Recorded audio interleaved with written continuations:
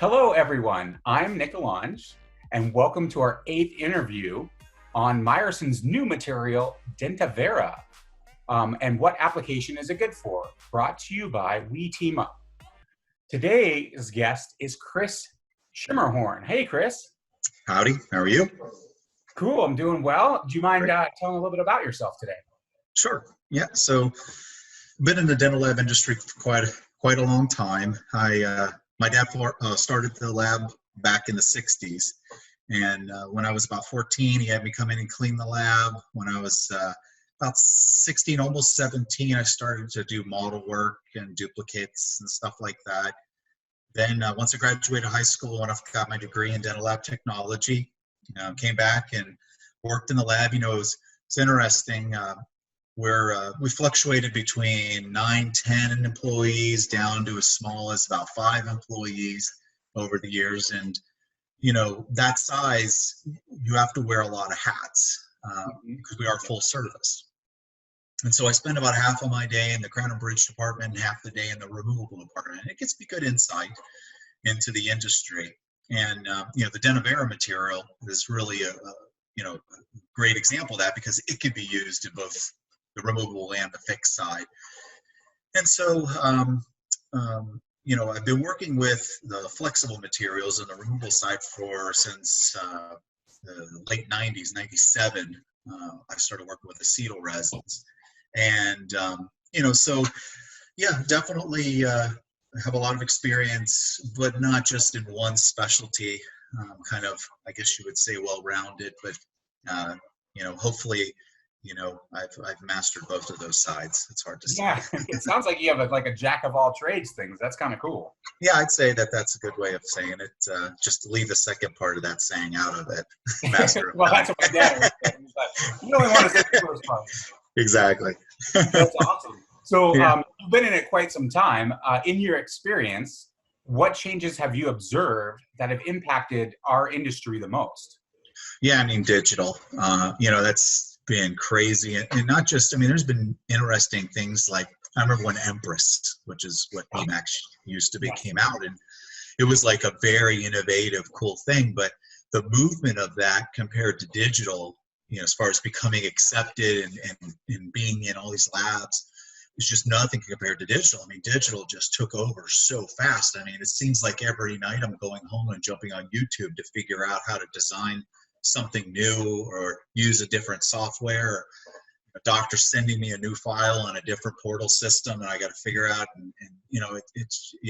Digital has been the thing that has moved so fast. And then, of course, everything comes along with digital. Milling and 3D printing has moved too. The milling machines,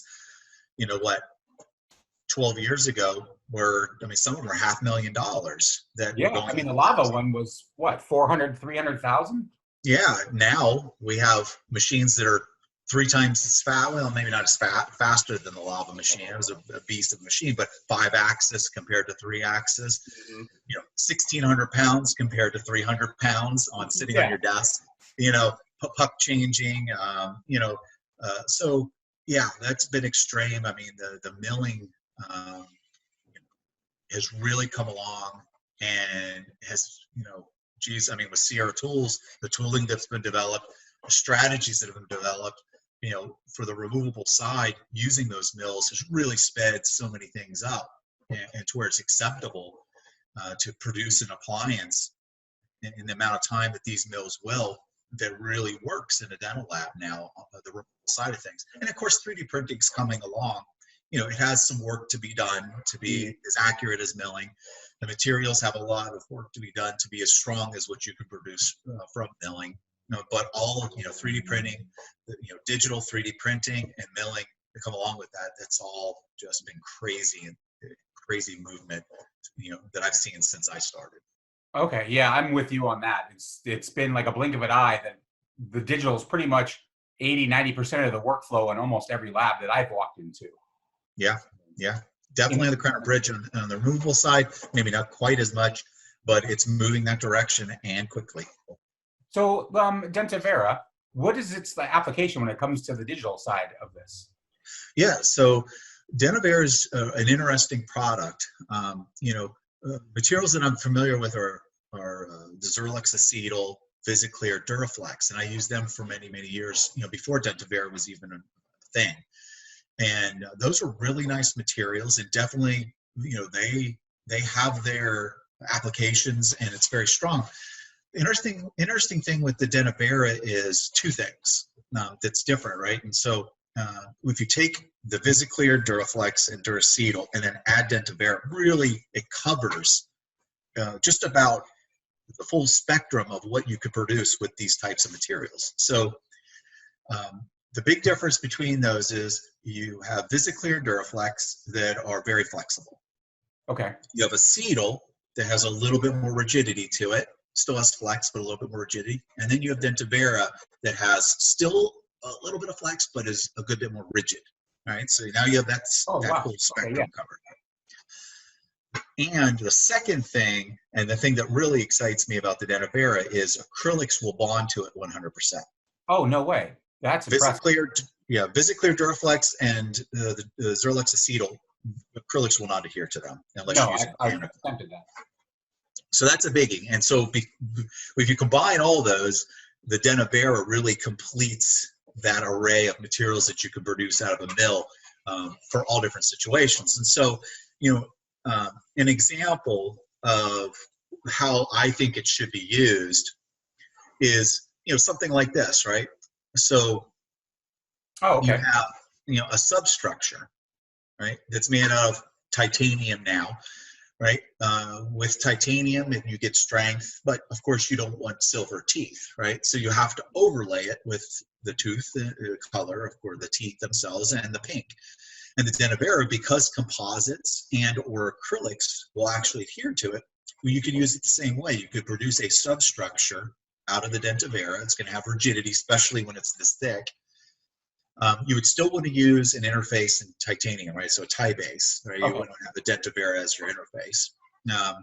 And then you would overlay this with your pink and your teeth, and it would bond to it. Another nice option is this kind of a copic partial or a telescopic partial where you don't have any clasping, right? So you have your denture teeth. This is your framework. This is the look of the Dentivera, all right? So you wouldn't necessarily want that to show in an obvious situation. You could probably do a clasp out of the back and the posterior, and it would, it's mostly tooth colored. It's kind of a bone It's color. more aesthetic than chrome color. Exactly. For sure.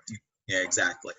But when you're doing these overlays, these will actually adhere to it. So you could not produce this out of acetal and try to overlay the facial with this, because of course that would just pop off of acetal. And so if we scroll down, you can see what this is it just has a coping that has a friction fit down over those telescopic copings that were created on those prep teeth. I gotcha. Okay. Yep. And then another use, and of course these are all general uses. This hopefully these will just expand your mind and anyone listening's mind to think about other uses for it. But as a substructure strengthener, right, over top of a bar. In this case, it uses a 0-degree bar so that it has a friction fit. Or you could do it, let's say you got locators coming straight off the head of an implant, and you just have a regular denture with the locator retentive housings up in it. So you always want to reinforce that denture because it's going to have a little pressure over top of those, those specific locators. Sometimes you get a little teeter-totter effect and you can have a crack happen. So a lot of labs will produce a chrome mesh skeleton that'll sit inside the denture that'll reinforce that area. Problem with that is, one, a lot of labs don't produce their own chrome, so they have to send it out. It takes 4, 5, 6, 7 days to get back, and it has a cost to it. Whereas this material, you could have a puck of it. Any basic lab mill will mill this material beautifully, and you can produce your own substructure in an hour or two. And that substructure will go inside the acrylic and actually bond to it. They're bonded together. So not only is it internal structure that's strong, it actually is adhered and bonded to the acrylic, and so it actually makes it much stronger. So those are just a couple of neat ideas that kind of allow your mind to think about what you could do with the Dentivera. Yeah, that's really interesting. I didn't think of that broad spectrum of it when we were first talking about it. That's really cool. Even night guards. right? I mean, you can make a night guard out of acetal. It's very wear resistant, very healthy for the patient. So if a patient has allergies, patient breaks night guards and just destroys them regularly, you can make it out of acetal. Problem with that is you can't add to acetal. So if the doctor feels like there might be a need for, crowns being done or even to add to occlusion, you can't do it. With the Dentivera, it becomes an option because it'll be super strong, so it'll resist a patient normally wears or breaks them. It can be made small if the patient has gag reflexes or anything like that. It can be made small and dainty, but they can add to it. That's really trick. I mean, I've always tried to add to acetal, and it's a big pain. So yeah, I mean, a lab could by melting the acetal together using like the hot shot gun, but there's nothing that can be done chair side. Chair side is yeah. nice. I've tried to repair those to help out, dentists, and it hasn't turned out as best as you'd want. So yeah, I mean, you could put a drop of crazy glue on acetal, let it set, and just flake it right off. And it's a cool thing about the material because stains don't want to stick to it either. Yeah. But then you got the disadvantage that you can't add to it. The Dentivera, you can't. And let me make sure you understand. Stains don't stick to the Dentivera. It resists staining as well, right? So it just has a chemical reaction with the monomers that allows it to have the acrylic adhere.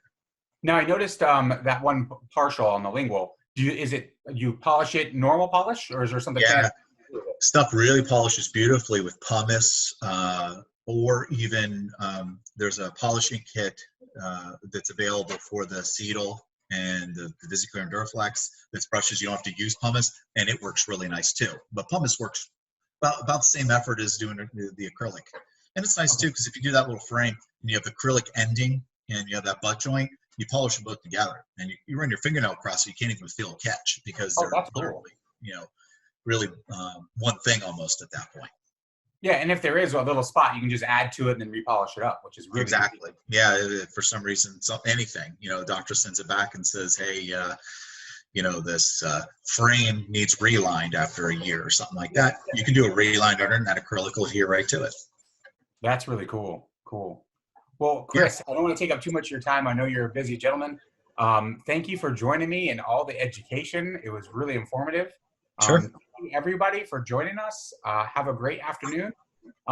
Kris, I'll put up the Myerson logo at the end so people can get in touch with Myerson to figure out where to order it from and any details that they might have questions about.